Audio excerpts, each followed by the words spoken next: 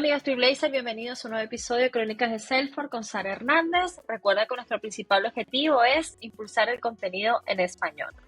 Hoy día tenemos a dos invitados especiales. En esta ocasión vamos a entrevistar a dos personas.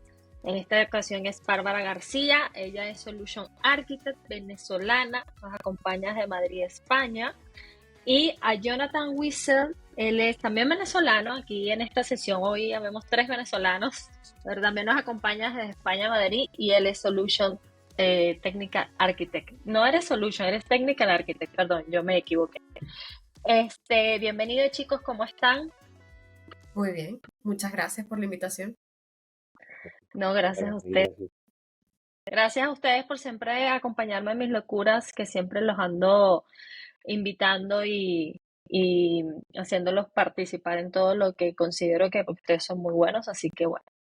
A ver, entrando en materia, antes de entrar en materia realmente, como saben, a mí me gusta mucho que los oyentes los conozcan, a pesar de que, bueno, ya tenemos un episodio con Bárbara, para quien no lo sepan, Sales Cloud, sobre Sales Cloud. Este episodio se encuentra en Spotify nada más.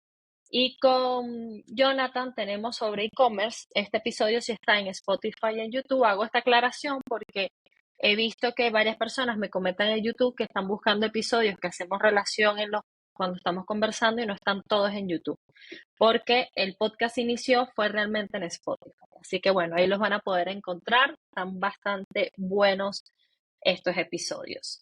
Pero ajá, ¿qué vamos a estar hablando hoy en día?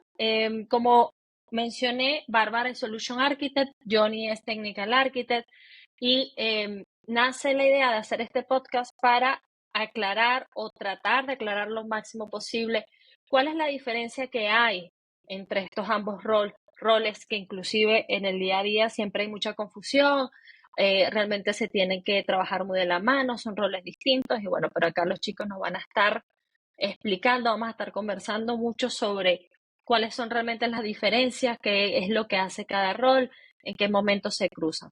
Pero como les decía, antes de entrar en materia, Bárbara, cuéntanos un poco sobre ti, actualízanos un poco en qué estás hoy, cómo llegaste al mundo de Salesforce para que, bueno, los oyentes que lleguen directamente a este episodio te conozcan. Bueno, pues nuevamente gracias, Sara. Nos encanta, o a mí también personalmente me encanta mucho acompañarte en tus locuras. Por eso también somos compañeras en la comunidad de arquitectos de Madrid.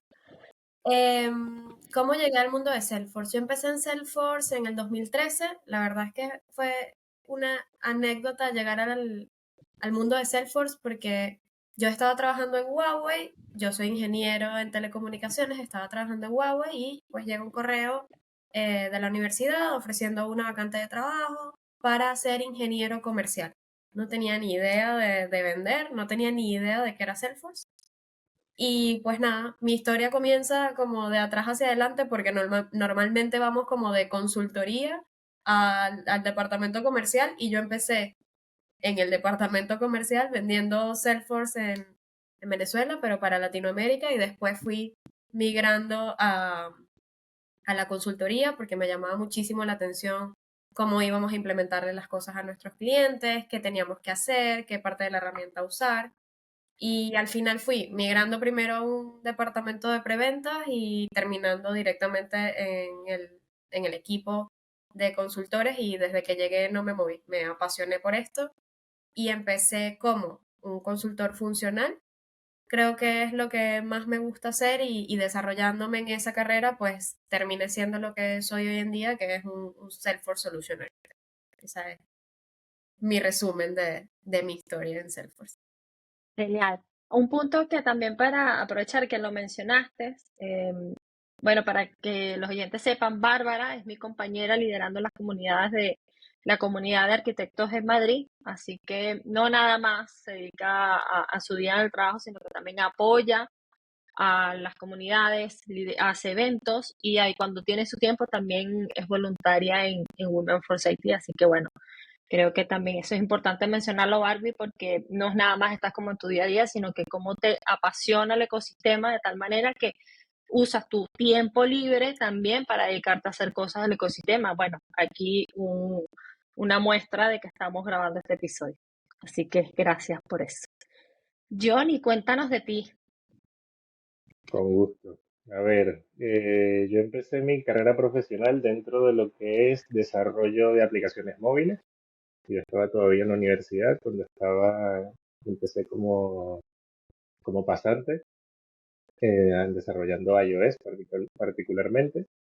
Luego, cuando estaba buscando otro trabajo, yo llegué a la entrevista de trabajo para una posición de desarrollador de aplicaciones móviles y durante la entrevista, digamos, estaba la chica de recursos humanos, estaba quien sería mi jefa, la coordinadora del departamento eh, de aplicaciones, y también había otro chico que era el coordinador del departamento de Salesforce. Y me hizo una pregunta de si sabía lo que era Salesforce y dije, no, la verdad que no tengo ni idea.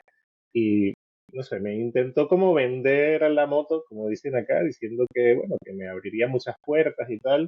Y sobre todo, bueno, para aquellos que hemos vivido en Venezuela, era como, vale, si ya me empiezas a hablar de puertas que se abren y oportunidades tal, y que, venga, me llama la atención, con lo cual ese fue el momento en el que me convencieron de entrar al ecosistema sin querer, porque realmente fue sin querer, porque no lo conocí. Estuve durante un tiempo aprendiendo en ambos departamentos, tanto en el de aplicaciones móviles como en el de Salesforce, y realmente estuve solo 2 meses en los dos departamentos. Luego de los 2 meses fue como, vale, desarrolladores de aplicaciones móviles tengo muchos, puedo conseguir más. Desarrolladores de Salesforce me cuesta muchísimo más conseguir, con lo cual me propusieron quedarme exclusivamente en el departamento de desarrollo de Salesforce. Eh, para el tiempo que tenía me gustaba mucho lo que estaba haciendo, me gustaba mucho aprender las cosas que estaba aprendiendo, con lo cual acepté. Eh, Casualmente, esa fue la misma empresa donde estaba Bárbara trabajando en el departamento comercial. Ahí fue donde nosotros nos conocimos, y mientras ella estaba en el departamento comercial. No interactuábamos digamos, lo justo. Alguien que está entrando dentro de un departamento de implementación, y obviamente yo en el área comercial, eh, interactuamos, pero no, digamos, no tanto. Como en el pasar del tiempo, este chico, Nicolás, que trabajaba conmigo, que él era el coordinador del departamento, él se terminó yendo, quedando yo como el único desarrollador técnico dentro del equipo, con lo cual, bueno, eso me conllevó a estar yo solo con muy, muy poca experiencia. Yo tendría posiblemente menos de un año de experiencia en Salesforce. Me tocó a mí solo tomar decisiones técnicas, lo cual por una parte fue bastante, bastante retador. Seguramente tomé muchas decisiones que no habrán sido las mejores. Espero que mis antiguos clientes me lo perdonen si en algún momento lo sufrieron, pero que sepan que me hizo crecer un montón, me hizo crecer muchísimo. Y nada, con el pasar del tiempo, el desarrollo siempre ha sido mi pasión dentro de lo que es tecnología. Seguí creciendo dentro de lo que era ese rol de desarrollador, mientras vi cómo Barbie dentro de su rol se convirtió en mi jefa también. Ella también, al pasar al departamento de consultoría, cuando decimos que pasa al departamento de consultoría, ella era mi jefa dentro del departamento, con lo cual por eso me fui. No, mentira, no por eso me fui. Ya lo Eh, sabemos. No se saquen los trapitos, por favor, no es parte del podcast. Realmente, bueno, como sabemos, evidentemente, oportunidades dentro del mundo de Salesforce. Estaba buscando lo que era irme de Venezuela, buscar una oportunidad fuera, conseguí una oportunidad fuera, y finalmente, nada, me cambié un poco a lo que ha sido. eh, y seguí en consultoría durante muchísimo, muchísimo, muchísimo tiempo. La grandísima mayoría de mi carrera profesional ha sido en consultoría, pasando a desarrollador, creciendo por todo lo que es el rol de desarrollador hasta llegar a.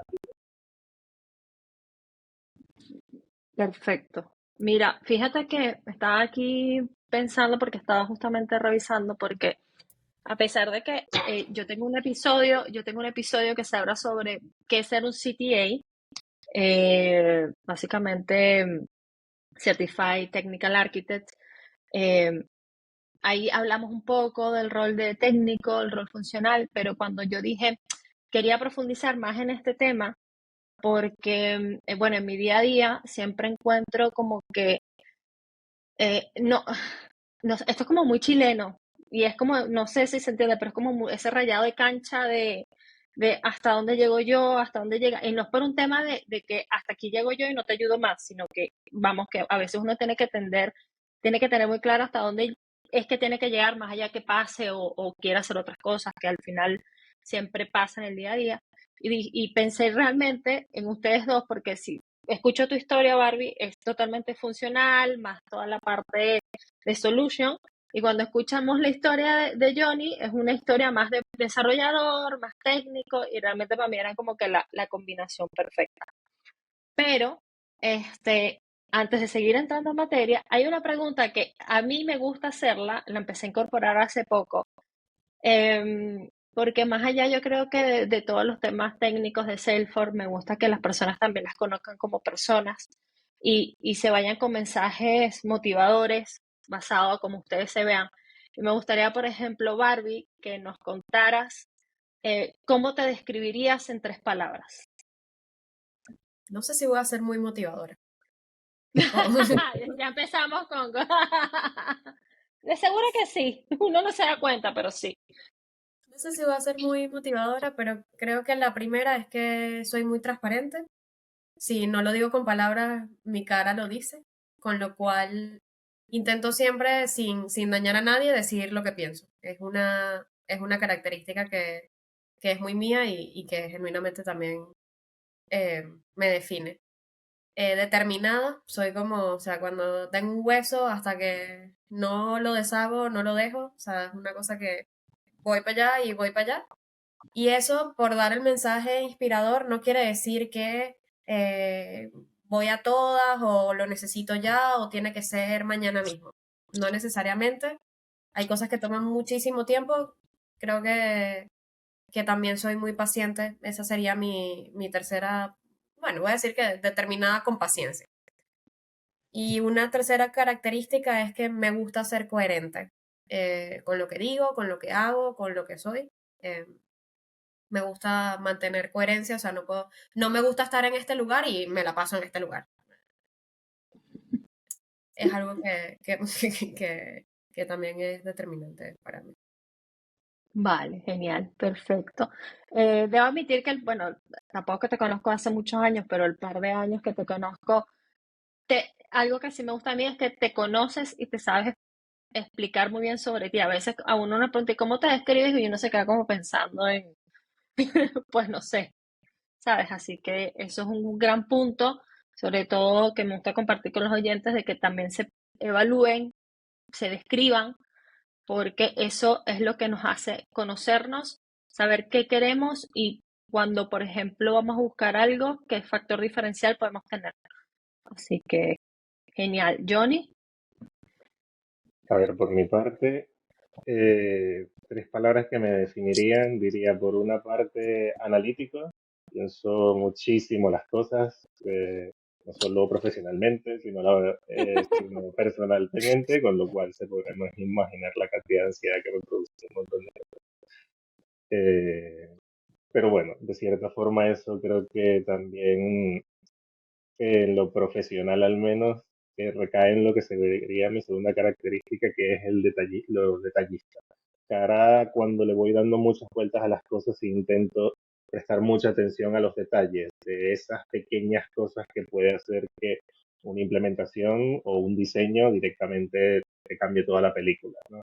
Intento poder identificar los diferentes factores por más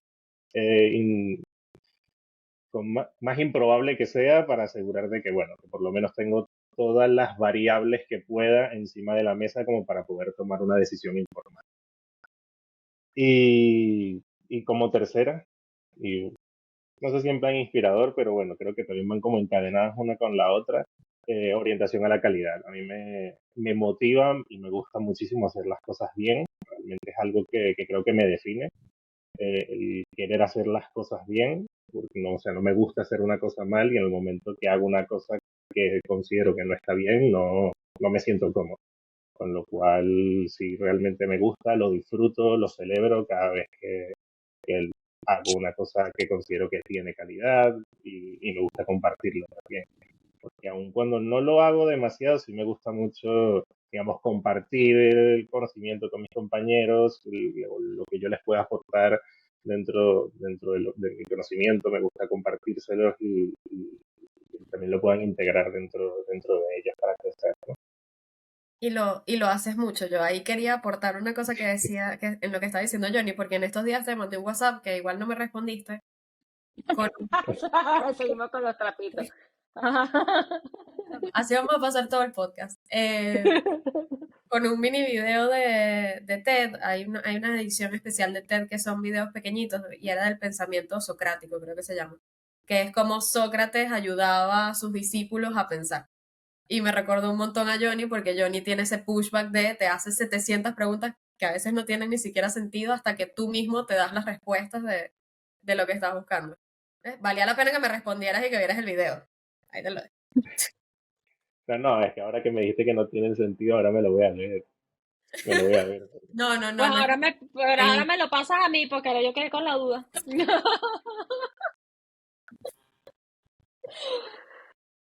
Bueno, no, era como que estabas diciendo que a veces parecía improbable, pues así como, no es que no te haga sentido, sino que lo que estás preguntando puede llegar a ser improbable, pero igual asegura que des una respuesta que diga qué tan improbable es. Bueno, te paso el video ahora, Sara.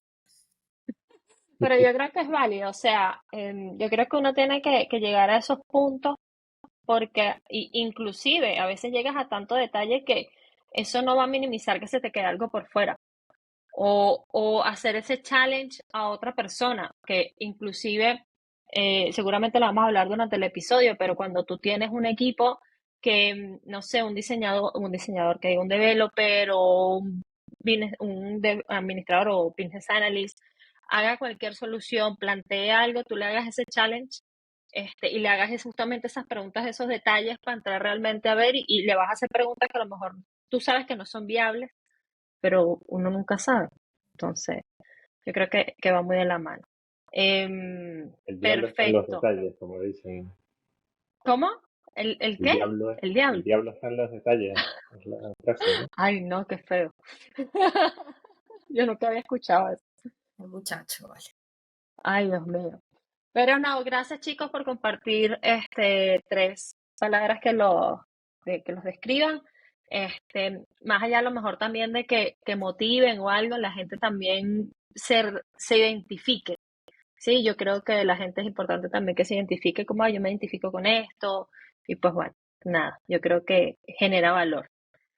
Así que bueno, ahora sí vamos a empezar a hablar, aunque ya hemos hablado un poquito sobre la parte de los roles. Barbie, detállanos el rol de Solution Architect. Realmente, ¿qué hace el rol? ¿Cuáles son sus principales características? Inclusive hasta me atrevería a que menciones también, o sea, conocimientos, cosas que tenga que hacer como que tenga que saber sobre Salesforce, pero también habilidades blandas que inclusive se debería de tener. Sí, para esto intenté, cuando nos dijiste el tema del podcast, empezamos a buscar un poco qué hace cada uno, porque también lo que tú dices, ¿no? Como que muchas veces nosotros nos pasamos de la línea, pero es parte de la curiosidad, ¿no?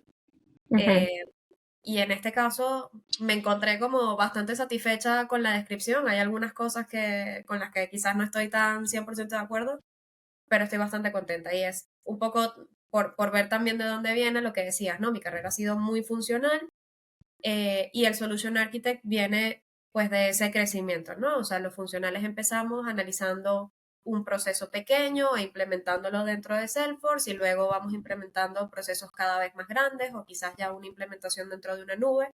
Y el Solution Architect lo que viene es, o sea, ¿por qué ese trabajo no lo hace un funcional? Pues porque los funcionales también deberían ser parte del equipo y un Solution Architect viene a cubrir una solución end-to-end, probablemente multi-cloud, y probablemente en comunicación con otros sistemas de los cuales se necesite o necesiten información que esté en Salesforce. Entonces, el objetivo principal de esta persona no es solamente cómo se implementa en Salesforce, sino también el conocimiento del proceso en sí del cliente. Creo que es el valor más importante que aporta precisamente esa palabra de solution, de vamos a ver cuál es la solución que necesita tu proceso implementada en Salesforce.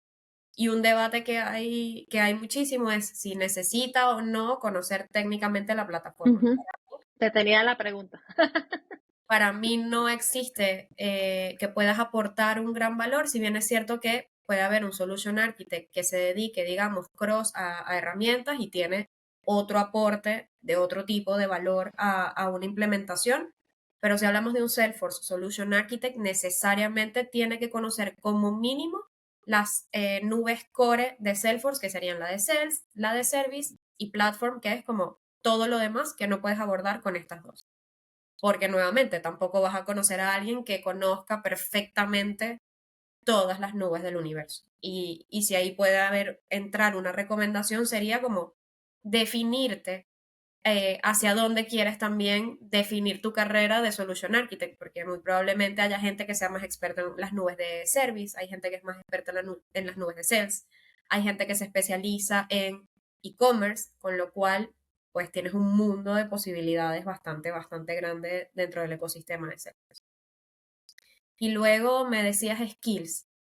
Creo que ya es nivel de arquitectura, no específicamente del solution, pero la escucha con paciencia, tanto del cliente en este momento, o sea, de negocio, del cliente, tienes que escuchar qué es lo que necesitan y tienes que escuchar también lo que te está diciendo tu equipo, de esto no se puede hacer por alguna dificultad que tengamos dentro de la herramienta o una implementación previa o lo que sea que ellos necesiten, con lo cual creo que tiene que ser una persona muy abierta a escuchar.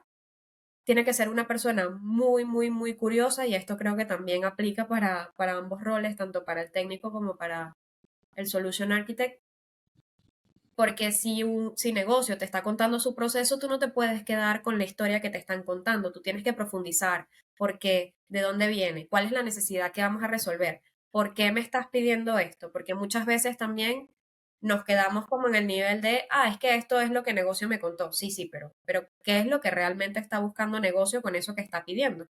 Porque también no en todas las empresas existen todos los roles, un product owner o lo que sea que se encargue específicamente de ir a buscar eso, con lo cual es parte de nuestro trabajo también entender ese porqué para poder genuinamente generar valor con nuestra implementación.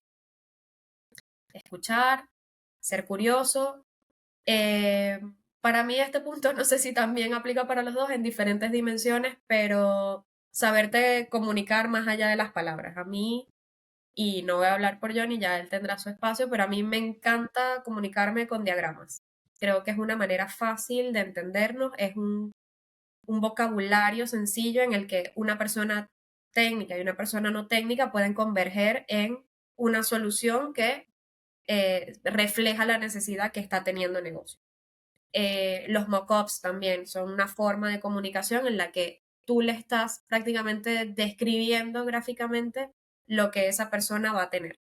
Y eso es un skill que es importantísimo a la hora de comunicarte con negocio, pero luego cuando tienes que darte la vuelta y decirle al equipo o guiarlos en lo que tienen que hacer, es una forma bastante sencilla de transmitir ese requerimiento que tiene negocio.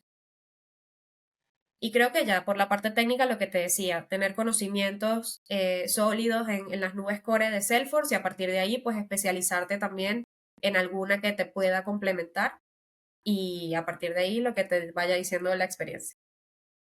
Aprender Muy de bien. todos los colores. Justo que mencionas lo de los diagramas, aprovecho aquí que voy mencionando en los episodios, tenemos uno que se llama El arte de los diagramas con Lili, una CTA de Salesforce, y justamente hablamos eso del poder que tienen los diagramas para poder comunicarnos indiferentemente del rol, hasta de los idiomas, porque deberían hablar por sí solos. Y ahí después si ya entramos inclusive lo que hablabas de lo de comunicación, lo de comunicarte, eso también es un arte, porque contar una historia, ese storytelling, también es un reto bastante importante y más allá del rol, o sea, yo creo que eso es para cualquier tipo de rol dentro en general en tecnología, ecosistema o de lo que sea. Perfecto. Aquí tengo otras preguntas, pero prefiero como que primero ahora, Johnny, nos cuentes un poco la parte técnica para empezar a hacer ese match y hacer ese cruce también con lo que Salesforce nos dice, ¿no? Esa pirámide de también como ya haciendo ese match de certificaciones versus la realidad, que a mí me parece interesante porque al final siento que como que van por un lado algunas veces. Totalmente. A ver, me voy un poco para un extremo, ¿no? A lo que es la parte como más, posiblemente más evidentemente dentro de lo técnico, donde cuando hablamos de lo que es más arquitectura técnica, que poco, como comentamos, hablamos, nos centramos mucho sobre todo en lo que viene de un camino de desarrollador. Nos enfocamos mucho en lo que es, por ejemplo, patrones de diseños de implementación, el performance de cómo el sistema a nivel general, no solo de una pieza, de un desarrollo en concreto, de un trigger, por ejemplo, sino de toda la implementación, cómo está ese rendimiento, ¿no? A nivel de seguridad, tanto de seguridad de, por ejemplo, de los propios usuarios dentro del sistema, dentro de lo que pueden ser integraciones que vienen a conectarse con nuestro sistema o nosotros conectándonos con otros. Cara lo que es también eh, esa, bueno, también la propia calidad, ¿no? Esa calidad que aun cuando hablamos de patrones de diseño, pues muchas veces nos enfocamos en esa calidad, en cómo está hecho, qué best practices de implementación está siguiendo. Lo típico que muchas veces vemos, naming conventions. Obviamente que eso tiene un montón de dimensiones, ¿no? Pero claro, que tiene una razón de ser, que es para que todos hablemos el mismo idioma, sepamos de lo que estamos hablando independientemente de en dónde estemos, qué idioma hablemos, etcétera. Cosas como release management también, que usualmente también viene a acarrear un montón de implicaciones cara a cómo entregamos software, que particularmente dentro de lo que es el ecosistema de Salesforce es considerablemente más complejo que en otro tipo de tecnologías por la dificultad de que nosotros no compilamos el producto y subimos un binario, como puede ser a diferencia de otro tipo de tecnologías, ¿no? Yo diría que esa visión más alto nivel, que obviamente para tener esa visión alto nivel requieres haber ejercitado mucho en el bajo nivel, es lo que de alguna forma te lleva a tener ese rol o capacidades, ese skill set de hard skill de un arquitecto técnico. Y de la misma forma que mencionaba Bárbara, cara moviéndote sobre todo más hacia el medio de la pirámide o incluso también hacia el otro lado, un profesional que sea un arquitecto técnico o incluso sea un desarrollador que no tenga claro el objetivo del desarrollo, cuál es el objetivo a nivel de negocio, qué es la funcionalidad que quiero cubrir, o sea, realmente no tiene tanto sentido, ¿no? Porque es como construir por construir. Ahí es donde muchas veces vemos soluciones que están en inglés se le llama overengineered, que están sobreingenierizadas, por decirlo así. Y muchas veces no vemos realmente cuál es el objetivo de negocio de lo que estamos construyendo. Si no conocemos el objetivo de negocio, potencialmente no vamos a llegar a una buena solución porque no estamos considerando lo que el cliente necesita. Por eso también es muy importante conocer muy bien el proceso de negocio, porque potencialmente dentro de ese proceso de negocio también tengamos mucho que aportar. Evidentemente, mientras más seniority tiene el rol, pues más es capaz de identificar ciertas o falencias o puntos críticos dentro de un proceso de negocio que pueden conllevar a lo que estábamos comentando antes, o un problema de seguridad, un problema de escalabilidad, etcétera. Por lo cual es muy importante en ese aspecto, bajo mi punto de vista, conocer los procesos de negocio para también poder dar ese aporte.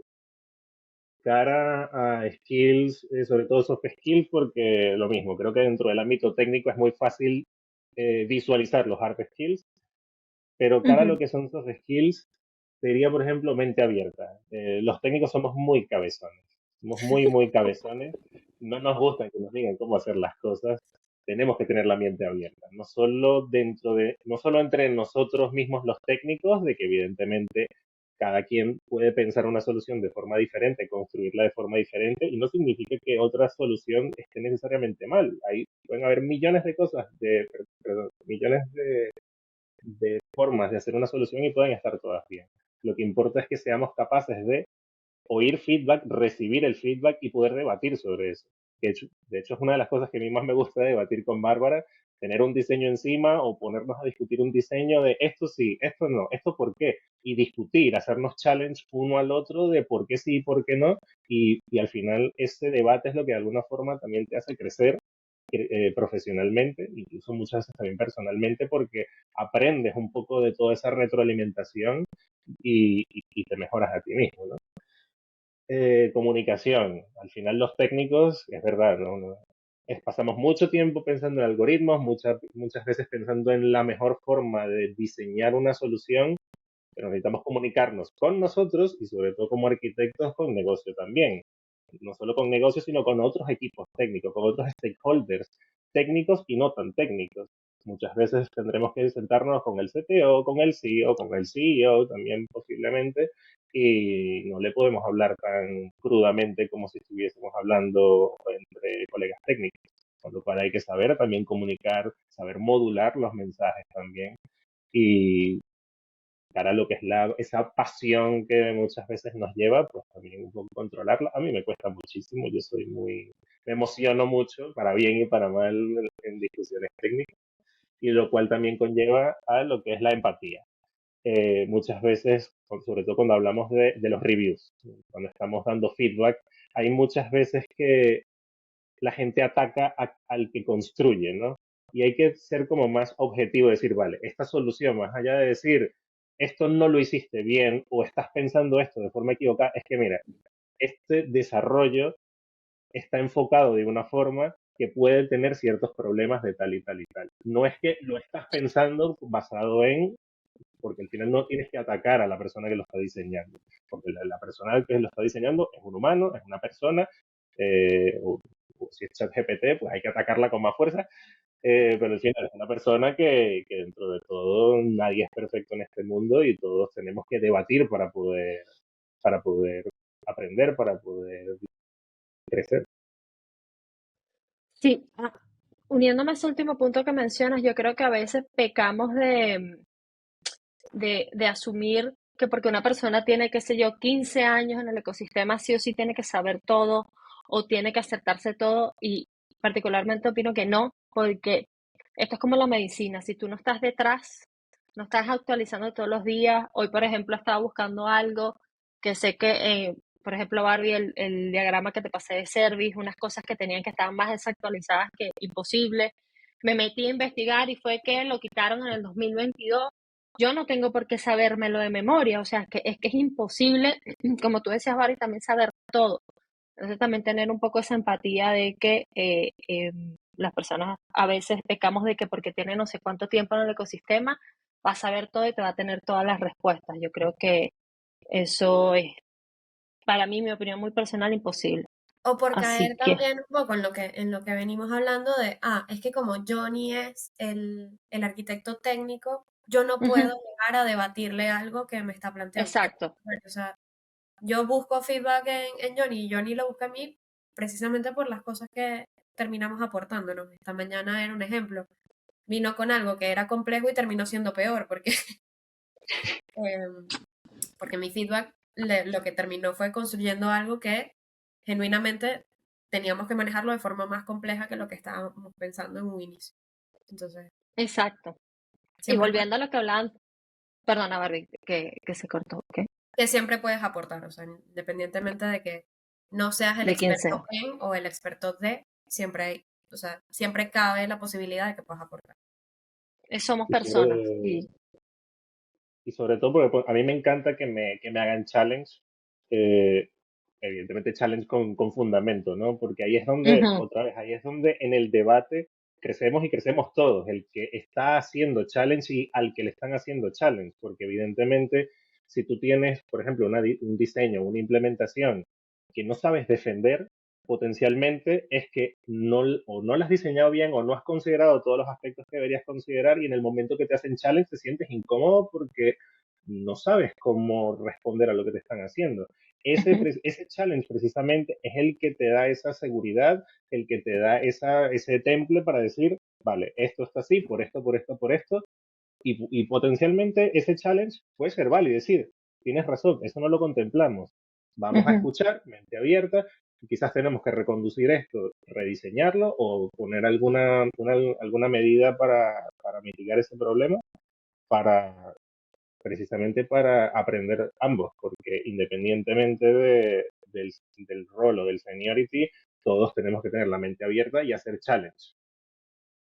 Así es. Con fundamento. Totalmente. Con fundamento. Con fundamento, sí, sí. Y yo creo que esta mañana hablaba con una amiga justamente esto de lo de los challenges o de los feedback también es importante que cuando te hagan ese challenge no te tomes nada personal o porque te estén diciendo algo, crea que es contigo. No, es sobre la situación, sobre este objetivo que al final tienen que trabajar juntos para cumplir el objetivo de negocio, porque al final eso es lo principal.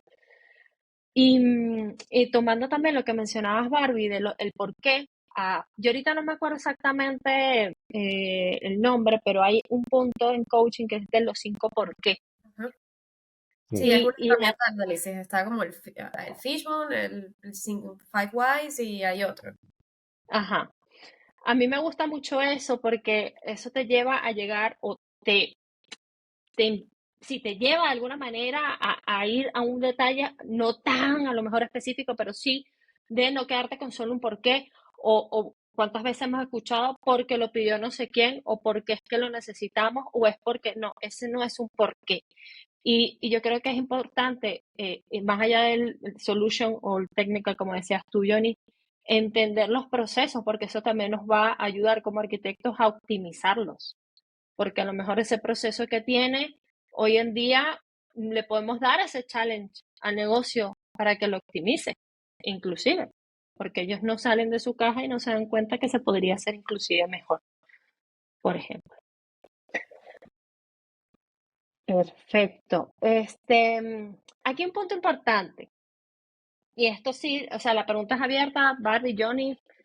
A ver, si nos vamos a la parte del triángulo de las certificaciones, vemos que el de Solution Architect tenemos la recomendada la admin, a builder, pero tenemos la developer. ¿Qué tanto conocimiento de developer debería tener un solution architect? Porque es decir, debería saberte por lo menos leer una clase Apex, tiene que tener la capacidad de crearte una clase Apex, un trigger, conocerte, ¿sabes? ¿Qué tanta profundidad realmente debería tener? Porque ciertamente no es developer. Entonces, pasado, ¿qué opinan ustedes sobre eso? Realmente, ¿cuál es ese nivel de conocimiento de developer que debería tener? ¿Quieres empezar tú, Johnny? Vale, empiezo yo. A ver, justamente me río un poco porque casualmente hace relativamente poco Barbie estaba leyendo precisamente una implementación, un par de clases y de triggers que estaban teniendo un problema en un proceso, que estaban generando un problema en un proceso de negocio de unas métricas que no se estaban calculando bien. Y, y claro, en un momento Barbie me pidió apoyo para entender una parte de la lógica y ella misma me explicaba que no, que esta clase con este método, esta lógica está mal porque no está haciendo esto, debería hacer esto otro. Y tú dices, estupendo. O sea, es que claro, ahí es donde yo veo que Arréglalo. debería poder hacer eso. Que a ver, que no sea capaz de refactorizar quizás la clase siguiendo los mejores patrones de diseño para que funcione como tiene que funcionar, no digo que no lo pueda hacer, porque potencialmente lo puede hacer, pero tampoco es su fuerte y no es donde más va a aportar valor. Por lo tanto, bajo mi punto de vista, que deben ser capaces de hacerlo, sí. Que potencialmente también recaiga sobre su tejado, depende un poco también del tipo de empresa, depende del equipo, arreglarlo también, potencialmente también. ¿Es donde más va a aportar valor? No, claro. Yo justo venimos de lo mismo, ¿no? Yo sí creo que el Solution Architect tiene que tener una muy buena base técnica, no necesariamente de desarrollador, creo que sí tiene que ser capaz de eso, de leer código, de entenderlo, de poder ser una guía, porque al final ambos arquitectos tienen la responsabilidad de guiar al equipo que llevan. Y ese equipo puede ser una persona funcional o puede ser una persona técnica y aplica también al technical architect. Johnny también tiene mucho la capacidad de bajar o cuando ha llevado funcionales de bajar y preguntar, sí, vale, yo te puedo hacer esta clase, que es un poco el challenge y el pushback que dice Johnny. Pero es que no hay una funcionalidad estándar en Service que hace esto mismo. ¿Por qué estamos haciendo esto? ¿Y qué no cubre ese estándar que tal? Ese tipo de pushback que puede hacer un arquitecto técnico sobre alguien funcional, debería alguien funcional también poder hacerlo sobre el técnico. ¿Por qué estamos haciendo esto con un componente si directamente en el ScreenFlow ya tenemos este componente que podemos hacer? Entonces, para mí es como un engranaje de todo lo que puedes llegar a ser como referente, porque al final creo que lo que sí, o sea, yo los igualo mucho, pero separo un poco lo que dice Johnny, ¿no? Entender cada uno dónde aporta más valor. Porque si no, esas diferencias o ese límite, ese límite de la cancha que tú mencionabas, Sara, termina en dónde realmente puedo yo aportar el valor. Yo en ese momento estaba aportando valor porque estaba haciendo el análisis de dónde estaba viendo el fallo y cómo lo íbamos a mejorar para cumplir esa necesidad de negocio. Pero yo dejé de aportar valor en el momento en el que lo descubrí, vi las correcciones que teníamos que hacer y se acabó el valor que yo podía aportar ahí. Y entenderlo, es decir, vale, yo llego hasta aquí, lo que dice Johnny, si yo quisiera en este momento, yo me puedo poner a arreglar esa clase, pero me va a tomar mucho tiempo, va a ser también demasiado engorroso para mí. Cuando pase por el code review, probablemente no habré tenido en cuenta un montón de cosas que un desarrollador de años sí lo va a tener, con lo cual puede empezar a ser una frustración. ¿Quiere decir que en un futuro no lo puedo hacer o no lo quiero hacer? No lo sé. O sea, no me limito a eso y creo que es parte también de la curiosidad de ambos roles, ¿no? Johnny tampoco, un technical architect, no se limita a, bueno, es que yo ya hice el diagrama de clases y el resto no me importa. También participan de el diseño de la solución, de por qué se hace esto, por qué el proceso está hecho así. Sí, porque además todos somos parte de un proceso, todos los que trabajamos en B2B hemos trabajado en empresas y conocemos algunos procesos y podemos opinar y dar feedback. Y los que trabajamos en B2C, lo mismo, somos todos partes eh, de esas empresas B2C, somos clientes de ellos, con lo cual sabemos lo que queremos, ¿no? Y solo por cerrar el punto, creo que sí, que el Solution Architect tiene que tener conocimientos técnicos, más que nada porque creo que técnicamente por dos cosas.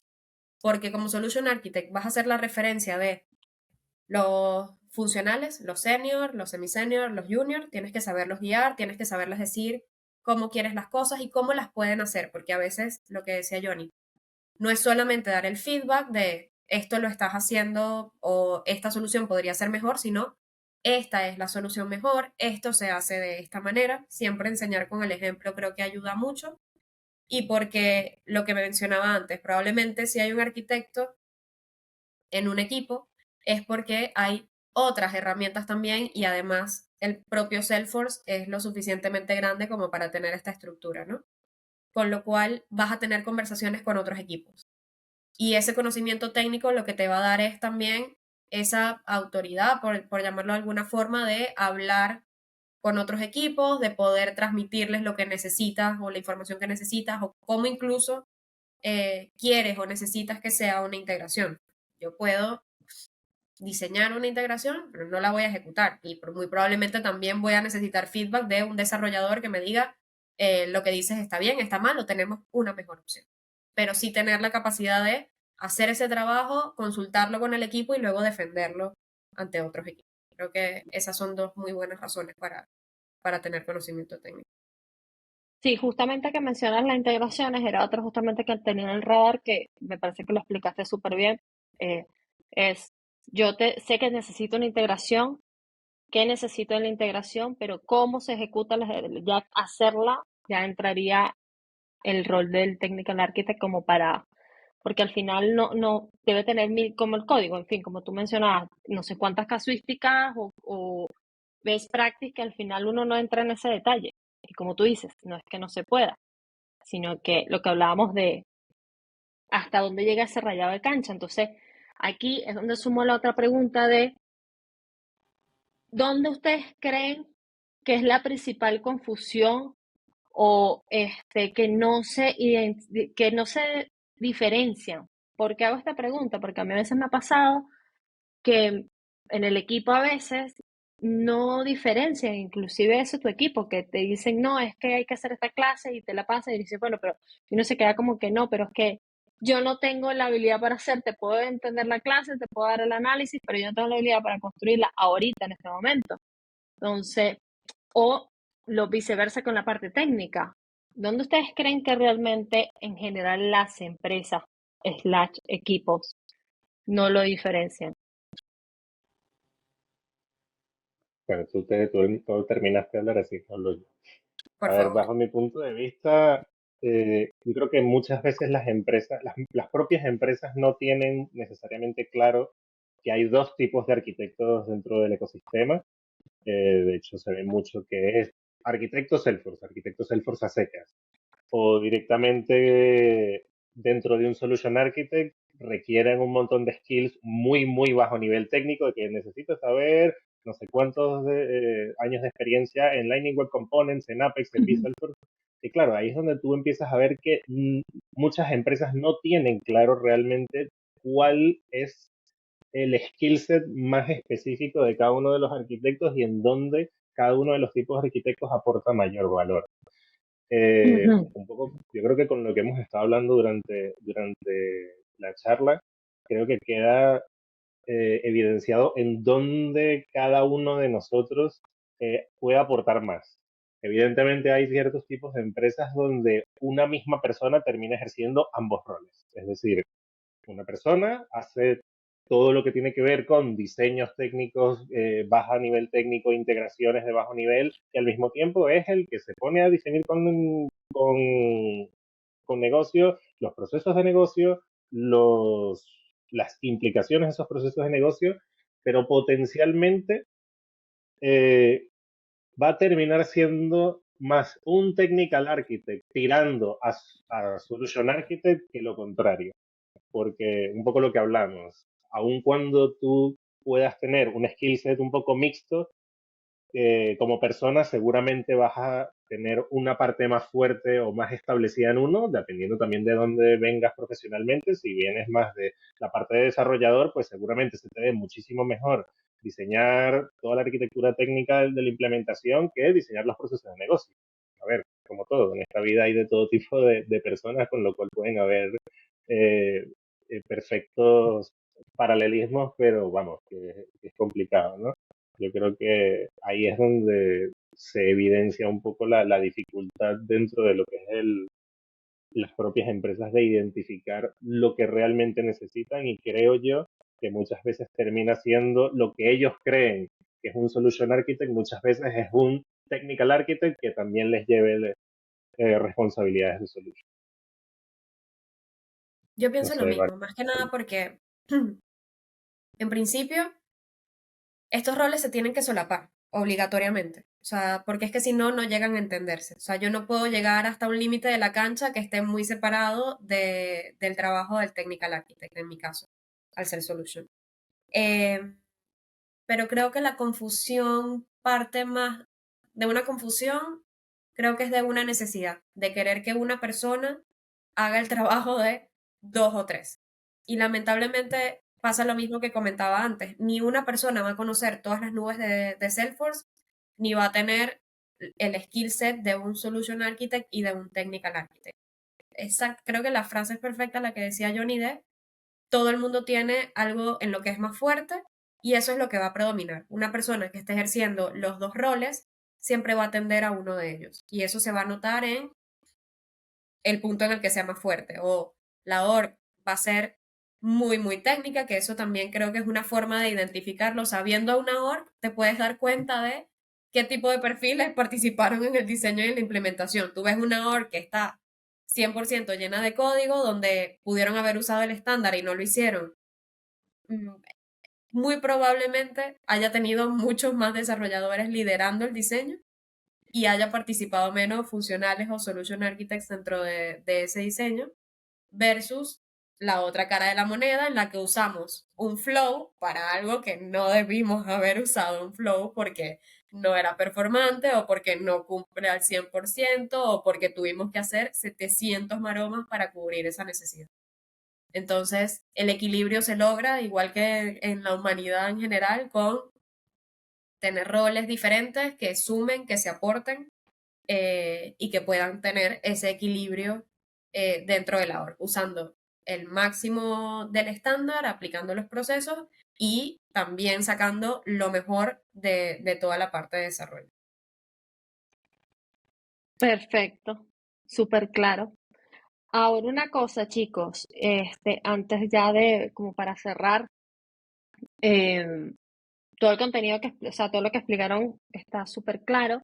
¿Qué recomendaciones les pueden entregar a nuestros oyentes que quieran algún día llegar a un nivel de Solution Architect o de Technical Architect? Eh, ¿Algún tips que quieran compartir?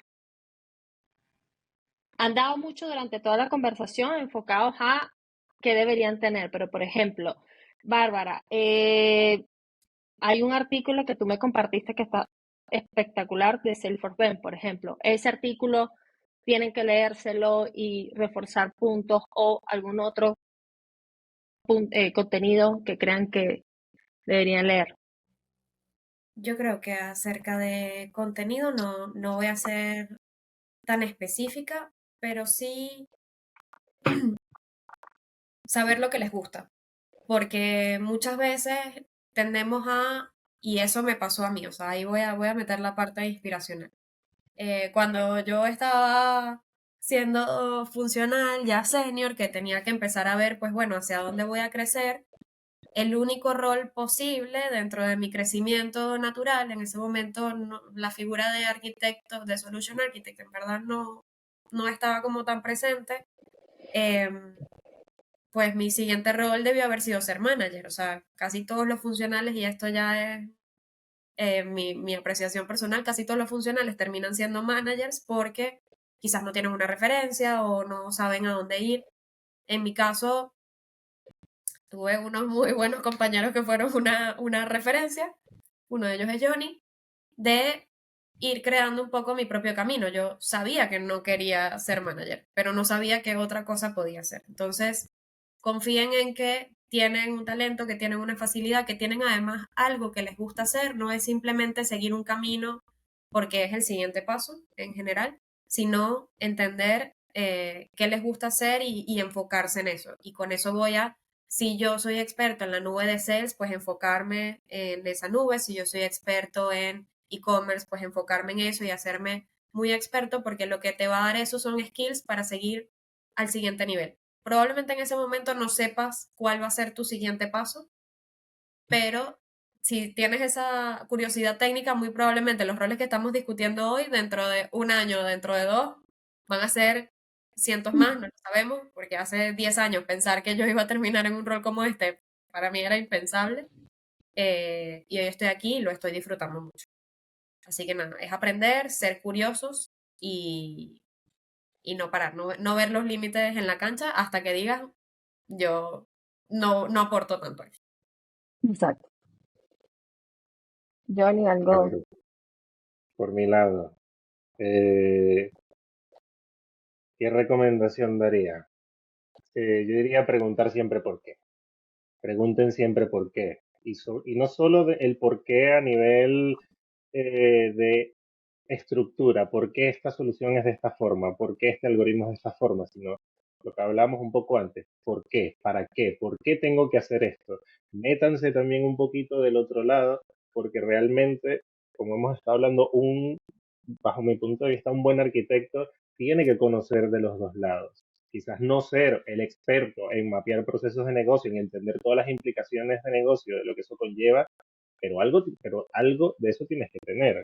Retomando un poco el ejemplo que comentaba Sara de la parte de integraciones, del lado de quizás una integración de que un solution architect sabe que tiene que conectar estos dos sistemas, que quizás no sabe cuál es la manera más eficiente de conectarlos, pero en esa colaboración entre los dos tipos de perfiles, es decirte, vale, si yo soy completamente técnico y te digo, mira, para mí me parece que la forma más eficiente es hacerlo con una arquitectura basada en eventos, que va a ser de esta forma, y si la otra persona del otro lado me dice, vale, pasa es que quizás ese tipo de arquitectura me puede, depende de cómo la estás planteando, me puede introducir un delay. y en el proceso de negocio ese delay es inaceptable porque me rompe la experiencia de lo que, no, de lo que está esperando negocio para esto, ¿no? Entonces, claro, ahí es donde se empieza como a difuminar esa línea, a mezclar, y es donde realmente está esa colaboración tan íntima que muchas veces ocurre entre las dos ramas de arquitectura, que es donde realmente yo creo que está lo bonito, ¿no? En dos personas que tienen, digamos, unas fortalezas muy establecidas, pero que al colaborar encuentran ese middle ground de buscar la solución ideal. Ideal dentro de lo que todos sabemos, dentro de budget, dentro de tiempo, con calidad, etcétera, pero al final los dos buscamos los mismos, los dos tipos de roles buscamos hacer soluciones escalables, fáciles de mantener, todo lo que dice el framework de Well Architected es lo que buscamos ambos roles, solo que lo buscamos enfocándonos, digamos, desde diferentes aspectos, diferentes puntos de vista y de trabajo. O focos de Perfecto. trabajo, mejor. No, excelentes tips. De verdad que yo quedé muy contenta con la entrevista. Mucha información de valor. Creo que esto creo no, estoy segura de que va a ayudar a los oyentes, inclusive a personas que ya quieren tener este rol o que ya lo tienen y también tienen esta misma duda, porque el hecho de que lo tengas no quiere decir que no la tengas. Les va a generar bastante valor este contenido. Así que bueno, chicos, muchísimas gracias, Barbie. Bueno, Bárbara, que le decimos Barbie. Johnny, no sé si quieran decir algo adicional antes de irnos. Si no, pues estaríamos, Nada, darte las ¿no? gracias otra vez de mi parte y pues nada. Estoy en LinkedIn, Ya, estamos en los eventos de la comunidad. Si estás en Madrid, inscríbete. Publicidad, marketing. Sí, cuando publiquemos este episodio, quiero publicar, Barbie, te voy a quitar la autoría del link que me compartiste de Sell for Ben, obviamente by Barbie. Justamente lo mismo, sus redes sociales para que lo sigan y pues bueno, cualquier cosa los puedan contactar. Así que buenísimo. Bueno, queridos oyentes, muchísimas gracias por acompañarnos. Nos vemos en un próximo episodio. Bye. Chao.